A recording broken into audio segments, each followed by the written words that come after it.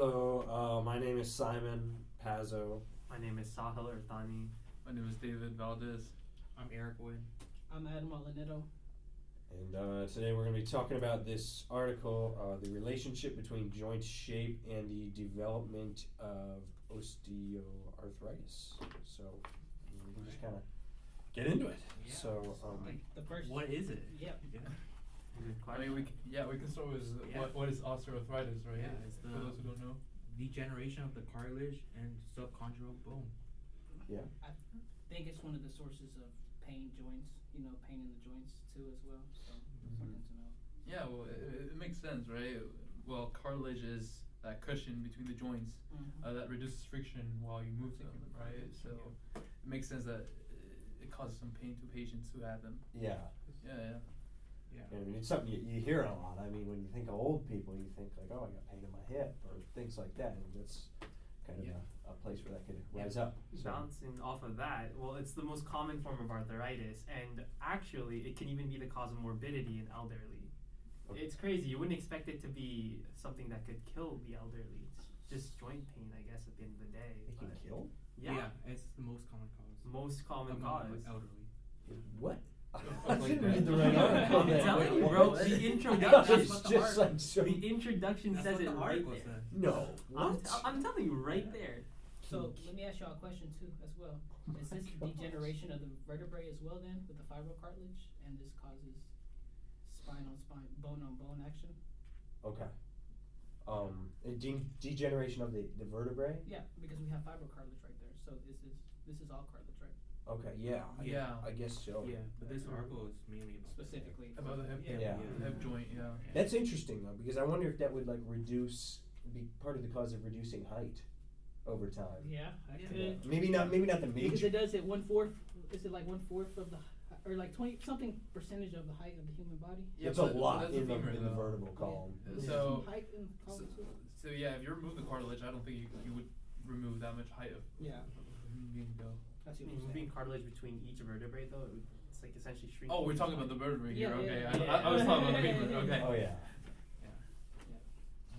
Let's keep going. Yeah. Kind of getting into the article. We can start with the genetic linkage. genetically. Yeah.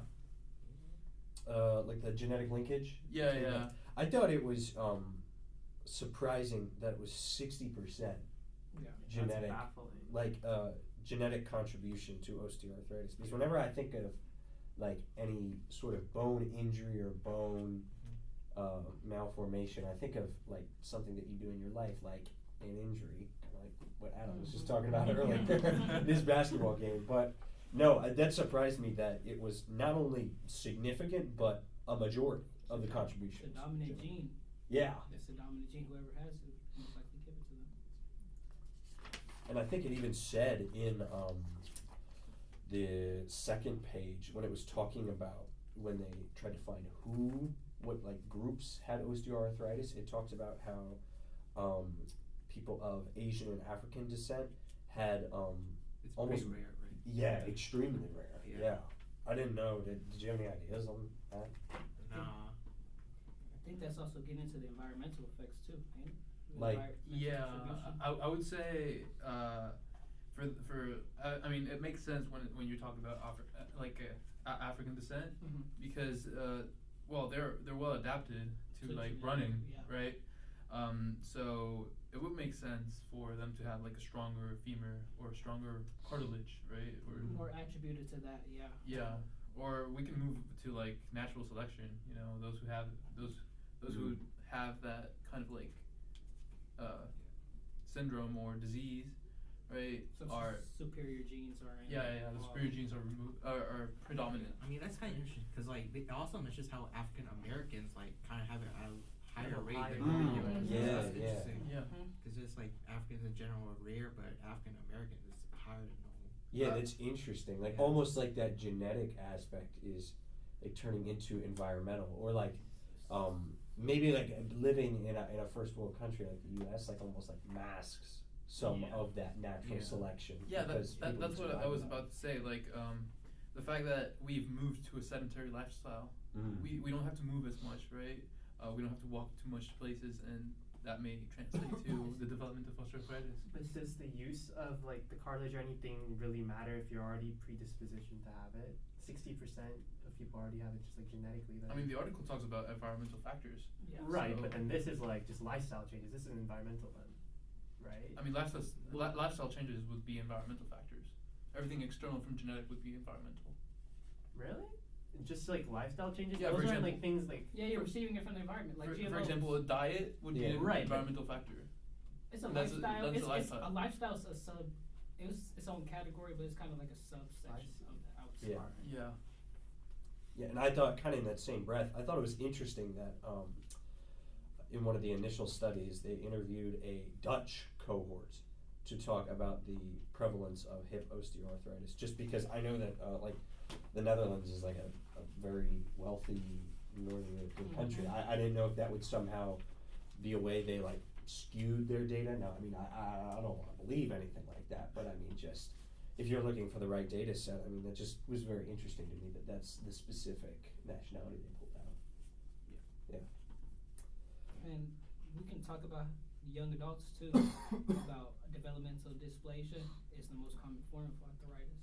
Mm. So what makes that so truly special? I would say. Yeah. Well, it says It's a cause, right? Yeah, the cause. Yeah. Yeah. Oh yeah. It's surprising though, young adult. Like, do we know anyone who has osteoarthritis? As a young adult? Yeah. I don't. I wonder, is it like masked? Is it there, but we just don't realize it? I think it's just Yeah, a it mutated. could just be things Yeah. that we It could be a like, mutated gene. say like, oh, it's just Like- like an average It's like pain. it doesn't cause pain. Like it's like mild like osteoarthritis doesn't actually cause pain. It's only when it's like major that it causes pain in people. Is that? Yeah. So, okay. It's also most quite common in Europeans as well. Okay. So there's also See, that surprises me because in Europe you walk a lot. Yes. I don't know if you've been to Yeah. Europe, but like you walk a lot. Everything's like walking distance. It's you don't it's use cars within there. walking distance. So I would have. I'm surprised the fact that Europeans are affected by it. Yeah. Um, Oh no, you go. Going back to developmental dysplasia, it said that the Japanese have that very common, but they don't have osteoarthritis, even though this is like the most common cause of osteoarthritis. Yeah, like Mhm. so like it's rare. That's kind of yeah. contradictory. Yeah, they Well, commonly it have is. that, but it's rare to them have osteoarthritis. But whenever they do have osteoarthritis, they always have that, or almost always have that. Mhm. Yeah. That's interesting. Wonder why that would. I mean, I don't know fully why that would occur. I mean, maybe it has something to do with just like the geographic location. I mean, being on like an island, you'd have a little. I don't know. I would say they kind of misled or kind of misinterpreted the correlation versus causation. You know, Mhm. they might be correlated. They might go together, but but there's no causation at all. there might not be causation. Mhm. I don't know. Or It's just like a risk factor. Yeah, it's Yeah. kind of a risk factor. Yeah, I think it said. Correct me if I'm wrong, but I thought it said developmental dysplasia. Oh no, it was as a tabular shape. No, never mind. Yeah, I thought it was like it had to go with something for it to make effect, but that's another topic that we might want to touch on. Yeah. Dislocation of the hip and acetabular dysplasia. Yes, Yeah. that Those two. they go to like acetabular shape variation needs to go like with a risk factor as well. I thought it said And that. that's common in Europeans, and the Japanese that do have osteoarthritis also have acetabular dysplasia. Yeah, that is where you can find causation.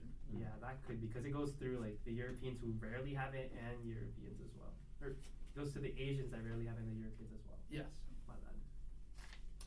I'm kind of changing gears a little bit. There's just one other thing that was really interesting to me in this kind of opening segment of the paper, but it was that changes in joint shape continue to occur throughout adult life, which I kind of thought was odd because I've heard like your bones continue fusing, but I wonder, did any of y'all know like how drastic are those changes in joints shape?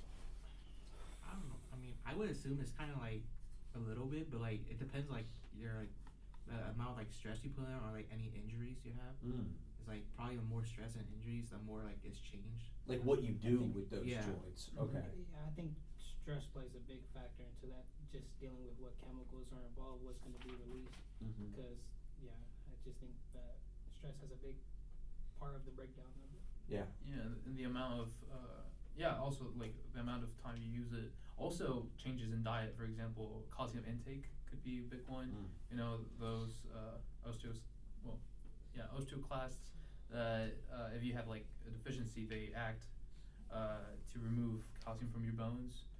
That could be a factor that changes the shape, and also bone remodeling could be one of the answers. Yeah. Correct me if I'm wrong, but the stress and usage could go both ways, right? Because when you use a bone more, that bone has spongy bones to replace with more compact hard bone, depending on its usage, or What do you mean? like a certain bone that you use more, that bone might like it might be replaced, like the spongy part of it might be replaced with more hard compact bone to deal with the more stress that's added to Yeah, it. adaptation of the body. Yeah, right. That could happen. Yeah, because like it's like over time, homeostasis and repair is causing the change. And there's even a section in here where the femoral neck is changed for the hip joint. That was interesting. I saw that part there. I thought like all the Really? parts. So like it's not neck. even just the joint; it's a part of the bone is changing as well. Yeah, like it's not just like that rubbing against like the head on the acetabular joint. Like it's a part of the interior of the bone. Which, And that's where I really asked the question: why isn't remodeling occur here? Because I get cartilage. If you want to go cartilage, avascular tissue rep, I understand that. But why isn't remodeling happening when we're breaking down bone, we're thinning the neck? It just doesn't make sense to me. It's similar to a fracture. Yeah. I don't know. I wonder if it's in the nature of how small the changes are. Like when you have a fracture, like Yeah. I mean, it's clear. You see it on an Concise. X-ray. Yeah. Hematoma fills up. Yeah, but I mean, for something like if I, let's say, crack my knuckles, well, it was bad. It's better. How about that? Ooh, yeah, that was better. Like if I crack my knuckles, like maybe a very, very subtle difference in the cartilage that shifted. happened. Yeah, I wonder if like that doesn't alert that homeostasis in the body, you know, kind of like from that set point, like is it fine? Sign of with- deviation. yeah, for it to go crazy and start that remodeling. And it just does. It just chips away, chips. Yeah. Versus like I wonder like if I don't know, like really tore into my knuckle or something. Yeah. Would that immediately trigger it? Yeah, the article also stated that osteoarthritis may be happening in the molecular level without even changing the shape of the bone. So it might be those additive, changes that osteoarthritis causes that could, Like this- evade that homeostasis alert of the body. Yeah. like the cells are deformed and all. Yes. Like it can't even like. And even the genetic predisposition. So Yeah. if you have genetic predisposition, it's normal that your body wouldn't be able to respond to that since you have that genetic predisposition. So all your cells are going to be the same thing that just. It's can't been happen. like that from the start, basically. So Yeah. there's not a really deviation. Yeah, because like it's inherited. It's like So- the chromosomes. Goes Like, back to microbiome right there. Exactly. yeah, and then like this is like the pathways, the biological pathways. There's the inflammatory cytokine, the bone morphogenic protein, and the wingless pathways. And for the wingless pathways, like that, like kind of if it's like too much, it can like lead to like bony sclerosis and the cartilage breakdown as well, which causes the osteoarthritis. Or if there's a mutation, it also increases the risk of osteoarthritis anyways. Yeah. And I thought it was interesting with that. I think they like abbreviated it as the WNT Yeah, that's the wingless pathway. Yeah, I thought it was interesting how it could lead to like limb malformations. But I was wondering, like, because that said alterations in that pathway could lead to limb malformations. I wonder, would that WNT pathway lead to, like, people not being born with an arm or a leg or something like that? I'm forgetting the term for that. I mean, I get. Yeah, I know what I you're know asking. you understand We what I know mean, what you're yeah. asking. We know what you're asking. Yeah. Would it? I mean, I don't see why not. I mean, it could, but I don't think so. I feel like all it does is just change the shape of it. Right? Yeah. Okay. I didn't know if it would change it enough to where it's like almost just not even there. What if it is there but it's just deformed? Yeah, most Okay. of it. Most of them are are deformed. there, but they're just they're deformed. deformed- Yeah, deformities or and- they're like too small. Yeah. Okay. Okay. Right. For example, you've seen those that have their hand, but it's like very Yeah. small. It's like Yeah. a baby hand. Or Oh, people yeah, like have like yeah. their hand Yeah. like at their elbow, like there's no like humerus radius Yeah. anymore. It's Like just a hand Pazzo. and Exactly. shoulder. Yeah, I think the bone morphogenic protein is kind of related to that because like being like expressed too much causes change in the phenotype Mm. of that joint while it's developing. Yeah. Yeah. Yeah, and the phenotype just you visually see. You see Yeah. that. But even then, when the hand appears at the elbow, this is probably going off topic, but when the hand appears at the elbow, that means that we made the hand immediately. That means we skipped a whole step in between, and that's kind of interesting in its own Yeah. fact. Like, why do we skip a step versus when we get, let's say, we build the bone all the way over here, and the deformity happens right here, and you just have a pallet hand. You see what I'm saying? Like what happened? Like why did we just start there? No, I think that's on topic. I think that's interesting and something that could be And like investigated. with that, like you can think about like your body can do like all sorts of things. You could have like For real. you could have grown like 2 humeruses and then your radius ulna Yeah. and like hand. Body's really amazing, man. Ah. Or, like, During some of these tests, I was really interested because they said they used, I'd never heard of this before, cadaveric controls. I didn't know you would use a cadaver as a control Yeah. for a study. I had any of y'all heard of that? I thought that was really cool. I assume it's like the cadaver must be like prime material. I don't know how else to say it because it's like using your own skeleton like that you have like in our classroom. Yeah. Basically. I mean- yeah, but it has to be like, It has to be like perfect. Yeah, you have- Like it has to meet your like standards, I guess. for What the says experiment. aged matched cadaveric Okay. controls. Age So, match. that's Like so they like- compared real people to these cadavers. I think the control is the fact that the cadavers don't have cellular replication happening anymore. Oh. So- Oh, and they're like stuck in They're place. stuck Yeah. in place. So that's how they maintain the same conditions and I call see. it a control. Mhm. So ours is always replacing. There's always new cells, right? So Yeah. those Yeah. might be well studied. Like, where else would you even get a bone from? You can't just get a bone from like a living human. Yeah, I mean, you'd have to there's use a cadaver. A lot of questions there. Yeah. Like, the ethics come into play. How do you do that? But that's why we got the question about donors. But even then, you can't even really donor a bone if you just sit there and think. Well, you can, but like you have to. There's so much more that goes into that. Yeah. Yeah. Though, on that same topic, when they were like of the bone, one of the interesting things in the study was that they talked about the difficulty of measuring the bone because, and then I thought about that like, oh, that's kind of odd. Like it wouldn't be that hard to measure my femur, but when you think about like they're measuring just subtle differences in the size of like a 3D object, I was wondering like how would we even go about measuring? Yeah. Like, Well, I think you just go by where the joint is as well. Like with our resources, what would we do? Like just palpate it and see like, oh, this is where the Yeah. I mean, everybody's palpation would be different too. Like we'd never get an accurate measurement. I mean, this is subjective. When you palpate, is kind of like subjective to the person who palpates. Yeah, that's what I'm saying. We wouldn't be It's able like, to what do you think is on? Like, no, it doesn't do it like that. You need a true expert to palpate perfectly and find Right. the joint ends and stuff like that. I think a true expert could find it. It'd have to be the same expert for everything. Though. Yeah. Because Constant. 2 experts could be different. I agree. I mean, that's why they have this ASM technology. It's kind of new. I think. ASM, was Right, that? so I've Yeah, and it's like they use it to view like a global representation of the shape of the femur. ASM Oh. imaging. To like manually measure it. Yeah. Oh, it's Yeah. interesting. Yeah, and then like by using that technology, they found like the variations, the size and the shape of the head and neck of the femur kind of like predicted how like hip osteoarthritis would like change or like become that. Mm. Yeah. So you think like it could, like almost like if we had done that ASM scan like early in life, like do you think you could predict Yeah, that's, from that? yeah, that's what it seems to be like thinking. Like just by looking at that scan, they could see how osteoarthritis might like become or like progress into becoming that. Yeah. Even if you could predict it, could you really surgically do anything about it? Would people want to take the risk to do anything about it? Well, I wonder if you could prepare for it. Like, Prepare I mean, just for having worse joints later?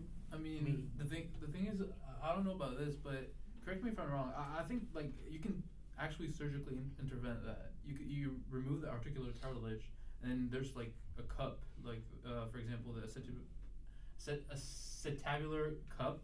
There's like a metal cup that you insert in the hip, and that acts as your cartilage. Yeah. I think I saw that somewhere. I know what you're talking about.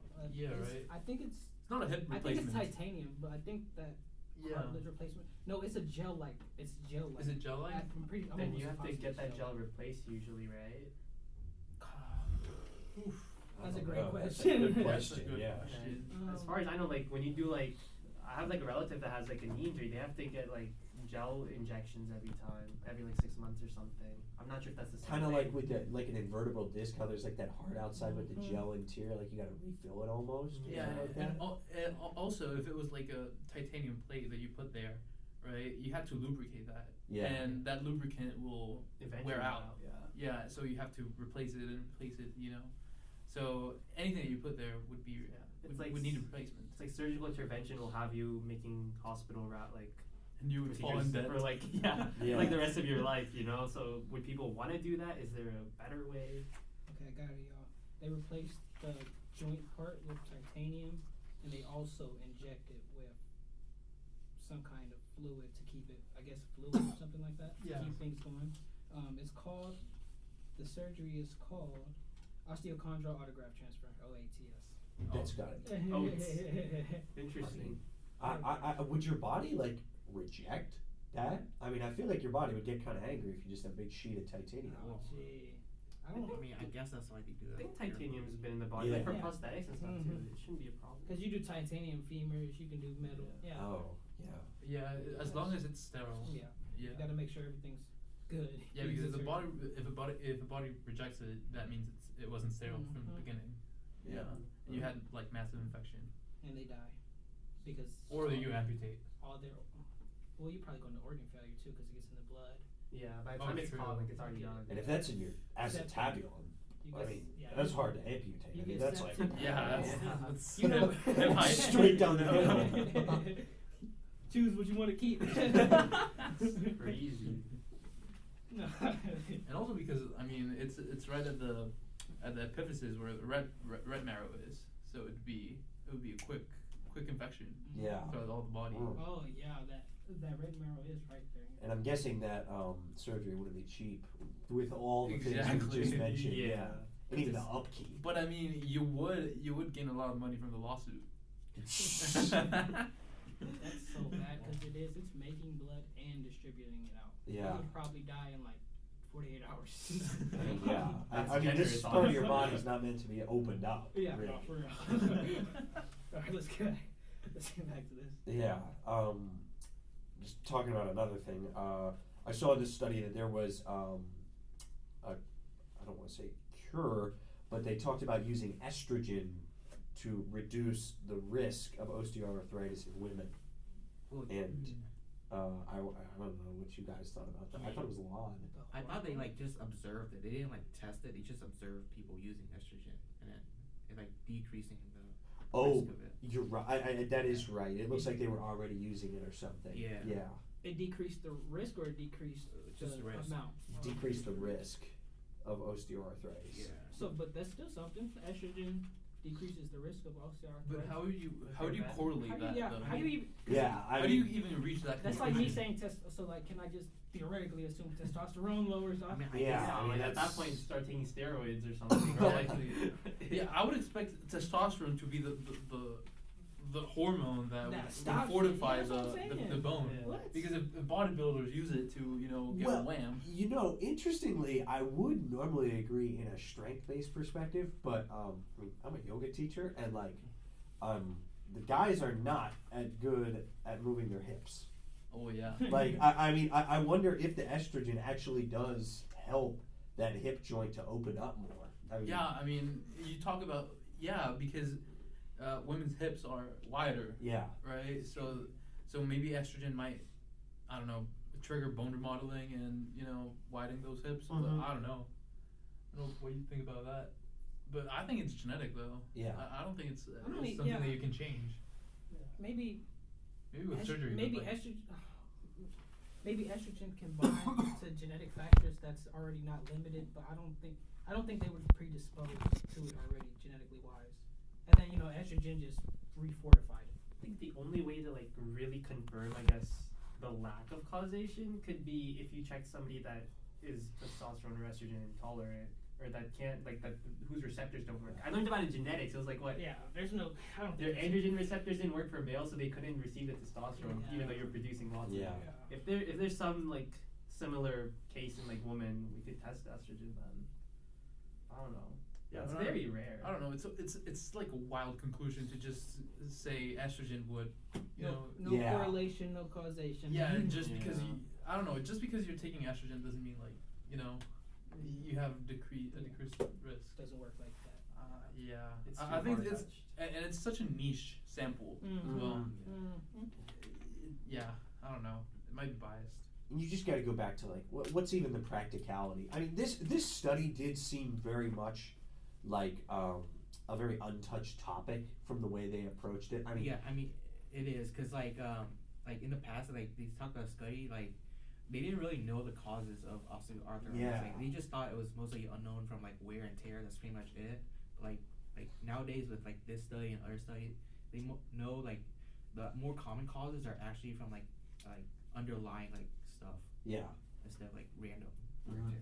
And I wonder if, like, for future studies, they could focus more. Now that they've spent this study kind of finding more of those causes of it, I wonder if they could focus the next one on more practicality in like how to control those effects. Because I mean, things like we just talked about with the estrogen. I mean, or even that replacement. I mean, that's not something that can work for every American that gets injury to their hip with Yeah, osteoarthritis. and talking about practicality, like once you get the news that you might be susceptible with for osteoarthritis, what do you do with that information? Yeah. Like it's like going to genetic counseling and getting like, oh, you're predisposed for cancer. It's like, okay, well, what am I gonna do with it? It's like when if you get told by your doctor you're predisposed to like heart disease, right? You have to take like those lifestyle changes into account. I feel like there's got to be some effect with lifestyle changes or environmental factors. I just don't know how much, because if it's already in you, then I don't know how much it really matters. Yeah, you got an increased chance of like Yeah. having to suffer. I mean, just because you have it doesn't mean like it's bad. Cause like it ranges from mild to severe, right? Like you know, less pain, more mild. You know. Yeah. So let me Yeah. ask Chuck: is there any way for us to repair that cartilage? Like naturally? Yeah, naturally or environment. Like so, like let's say I calcium intake. Maybe stem cells. Yeah, chondrocyte stem cells, right? Yeah. That's what I was thinking. Or fibroblasts. I mean, they're still developing this stuff. So. That even Sure. doesn't even come in from internal bone marrow or something like that. New cartilage. No, there's something that comes from internal bone marrow too. It's not just bone. Bone marrow. I don't know. I read a study on it. Let me go see if I can. Mesenchymal cells? Yeah. Oh I yeah. think it's that. Yeah. Mesenchymal cells are the stem cells of connective tissue. So But yeah, I read the those and stuff. undifferentiated cells. I'm pretty Yeah. sure. So like, you just get those, differentiate them into bone cells, chondrocytes. I mean, the thing is, I don't think you can trigger differentiation manually. Well, Like, Well, that's what they're progressing right now. Yeah. That's Oh, what they're yeah. that's the whole purpose of like manually making a cell. oh yeah, that's true. Perfect cell at that. I assume there's some RNA sequence you Yeah. inject to Yeah. activate that specific part. Make a human sooner or later, Oh. genetically. The genetics keeps coming. I wonder though, like, what can we do? Because I mean, obviously, we'd love to just be able to replace it, but like, what can we do to maintain our articular cartilage like that? Like, I mean, even when I'm sitting here, I have my ankle joint crossed over my knee and my knee joint banging into the table. Like, is that negatively impacting me? Like, what are some practical ways, I wonder, where we could like better take care of, kind of like how we brush our teeth every day? Is there something we should be doing for our joints? I mean, I think it's just minimizing risk. Like, just try not to like do too many like high activities that might damage your knees. Yeah. Or hip. Yeah. I would say exercise, but moderately. Yeah. You know, promote movement. Yeah. Yeah. I say stretching. Stretching is a big one. Stretching the joints more so than, well, you can stretch muscles as well, but I think stretching the joints in a specific manner as well. Yeah. Stretching the vertebrae in a right manner where you don't get a hernia. You know, if you stretch the wrong way, you can get a hernia from that, bro, because you knock out that annulus fibrosis from out of place. the nucleus 5. Yeah, if you stretch the wrong way, you can do that. Crazy.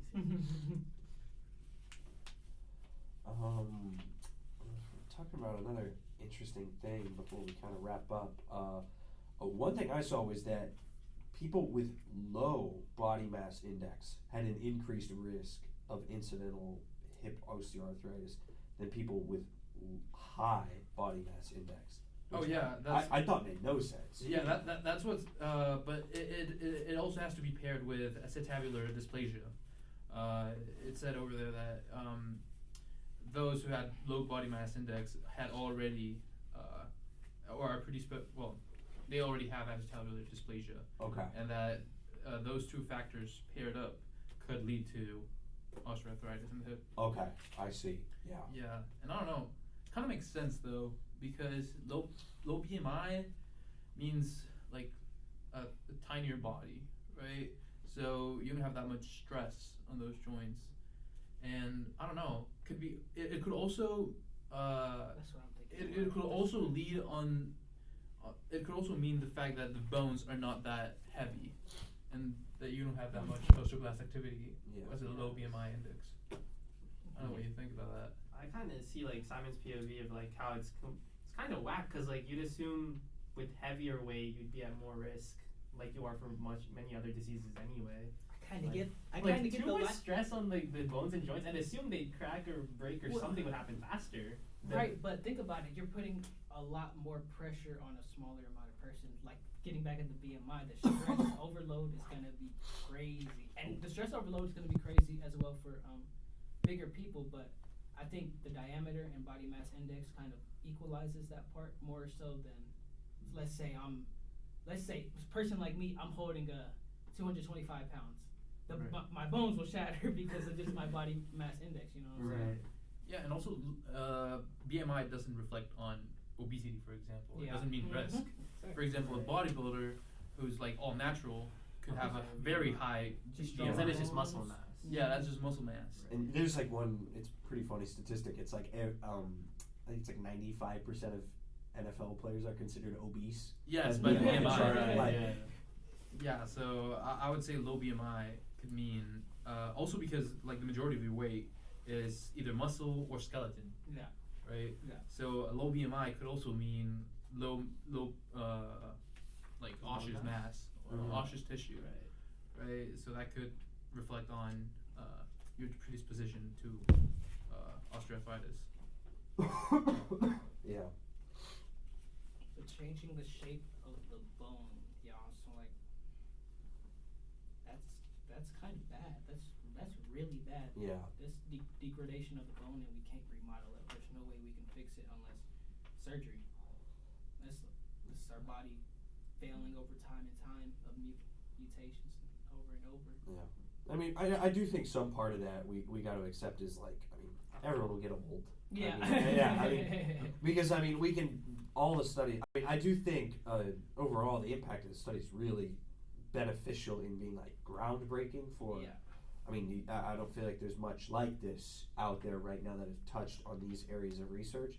But I mean, kind of at the end of the day, I mean, there's only so much you can do about certain things. Kind of like going back to that when we were talking about the genetic counseling. Like, I mean, there is a balance of nature and nurture, but also sometimes you just gotta let life live out. I mean, I feel like the reason we're trying to intervene is because its prevalence is expected to increase in the next decades. It's only gonna get worse. I mean, it makes sense. And we can't even find a reason why. Like, because it makes sense because we're transitioning from a more active lifestyle to a more sedentary, and people just don't exercise anymore and don't walk. They just use their car or move using like any sort of transport that it's not themselves. Yeah. So I don't know. It makes sense because also like younger people are. I don't know. Myself, I'm more sedentary. I wouldn't say I walk as much as like if I had to be in the past. I don't know. Yeah. I mean, it's not bad things. I mean, we want cars and we want like advances, but these are things we have to consider along with that. Yeah, it's like cancer. It's a problem of the modern world. Because for example, cancer you get it's problem with the modern world because you get to live long, right? Yeah. You get more exposure to mutagens, right? More So time for yourself, that means something more like that. mutations that accumulate and more risk to cancer while you age. Yeah, cancer is So- just the lethal portion of that osteoarthritis branch off. It's just the like. No, I'm just comparing like osteoarthritis I know to. I know what you're saying. I'm saying like Yeah. cancer is just like the more gruesome portion of what he's saying. Exactly, the more extreme. Yeah, more extreme version. Yeah. Mm-hmm. Yeah. We covered it. Well, I don't know about y'all, but this was actually It was chill, man. it was chill. It was chill. I think it was a good article. I think we talked about some good things. I think it was really interesting too. Like, Yeah. I don't know. Does anyone else have any like last minute takeaways? I mean, this research, like, it's important because, like, before they didn't even know, like, the causes of osteoarthritis. So, like, this, like, just sets the pathway because, like, now you know the causes. Next step is to research what you can do to, like, help alleviate or prevent osteoarthritis. Yeah. And I think stem cells paved the way for that. Mesenchyme, undifferentiated cells. I think that's gonna have to be the way we go because our body can't do it on its own, and we can't unless you want to do surgery. I mean, there's no other route to go. Yeah. Yeah. Well, I guess, do we say thank you? Something like that. If you give us a good grade, thank you. You know. Thank you. I give us a good grade, We'll take a please. hundo, you know. I'll be in But- class. Yeah. I swear. On the eve of Valentine's Day, Dr. Smith. Yes. The hearts. Happy Valentine's. Happy Happy Valentine's. God bless.